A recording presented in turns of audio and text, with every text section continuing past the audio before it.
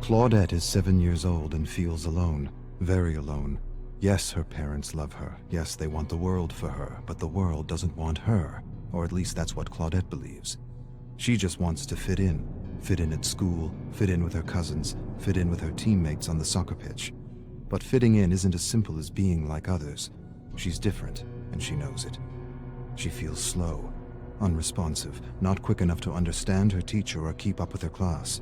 The librarian calls her addle-minded. When she talks, she stutters. Sometimes she loses her breath and has trouble recognizing when she's talking too loudly. But most of all, her teacher embarrasses her. Says she's in the clouds, always in the clouds. Get out of the clouds, Claudette. But she can't help it. She's exploring massive gardens and colorful bugs on strange new worlds. Claudette feels things more than others, much more. Like the shame of not being invited to any birthday parties. Not one party.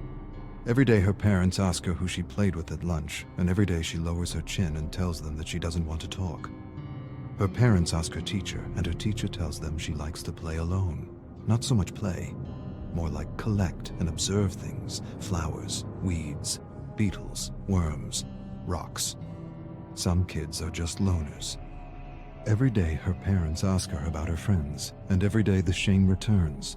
They want her to have friends. More than that, they want a list of names for her birthday. But she doesn't have a list of names. She doesn't even have one name. Claudette observes a beetle while her classmates chase one another around the playground. She wants to play, but no one wants to be around her. She doesn't want to think about it. Thinking about it hurts. Thinking about it reminds her she will disappoint her mother again. Her mother just wants her to have a friend, but making a friend isn't easy, not for Claudette. And she wishes more than anything that it was as easy for her as it was for others.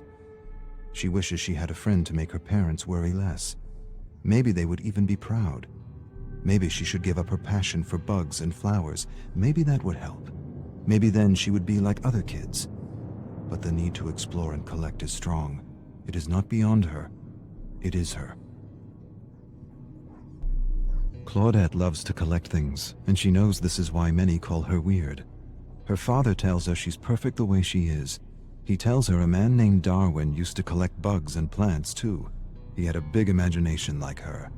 He often mused on ideas and theories, and boy did he come up with a whopper of a theory. He explains the theory, and she understands.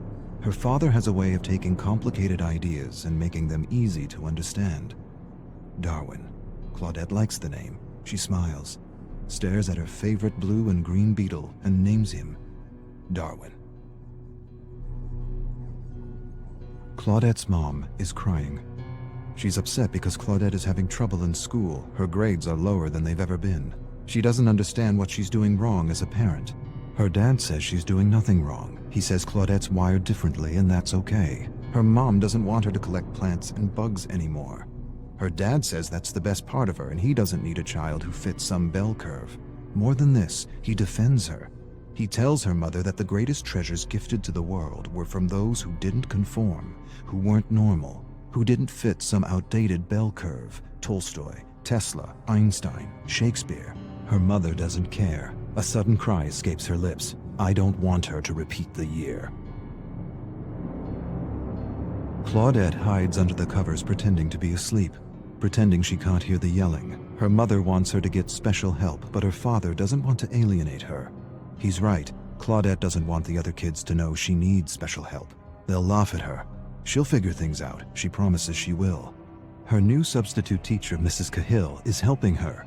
A lot more than the other teacher who always said she was in the clouds. Her father says stress is the worst thing for a child's developing brain. Leave her be. Let her grow at her own pace. Stress shrinks the brain, destroys confidence, kills creativity. He doesn't want her studying at lunchtime. Lunchtime is for real growth, authentic growth. Growth unhindered by the pressure of tests and the fear of making mistakes. Claudette's mother is happy because her grades are improving. A single teacher can make a difference, can make all the difference, especially this teacher. Mrs. Cahill. Other kids call her strange and weird, but Mrs. Cahill isn't weird. She just gets it. She understands because she had a tough time learning when she was a student. This is why she makes an extra effort to help Claudette, to help her understand what she is explaining in class without alienating her. Claudette is happy because her new teacher is helping her, really helping her. She's learning new things every day. More than facts and vocabulary, she's learning how to learn, or rather, she's learning how she learns, and that is the key. But her teacher is doing something else. Her teacher is talking to her. She's talking to her about her issue, and how her issue is really a blessing in disguise if she can just learn how to succeed in a system that favors one type of smart at the expense of all the others. A system that frowns on taking chances or making mistakes, when making mistakes and taking chances is what is needed for learning, for true learning. Her teacher tells her that she has passion, and passion is everything. Claudette knows she's not like other kids, and she doesn't have to be. Things like bell curves and ideal student don't apply to her, and that's okay. The ideal mold is a prison for those wired differently, and her teacher has set her free. Her grades are getting better and a test is coming. She writes, visualizes, and imagines everything she needs to remember, and somehow this works. The right teacher at the right time can make all the difference. Her parents are proud, very proud, but still her mother wishes she had friends. Still her mother wishes she liked what other girls liked. Her parents argue in another room about what to get for her birthday. Her mother wants to buy a new doll. Her father thinks she'd like something more related to bugs, plants, and bacteria. The suggestion upsets her mother. Her father defends her. See her for who she is and not who you want her to be. Her mother goes silent. She suddenly releases a cry and says she doesn't want her to be bullied like she was bullied throughout school. Claudette's eyes go wide. For the first time in her life, she realizes her mother's wired differently too. Claudette will be 8 years old tomorrow. She should be eager. She should be excited. She should be counting the hours, minutes, seconds. Instead, she is none of these. She dreads the moment she will have to open her gift.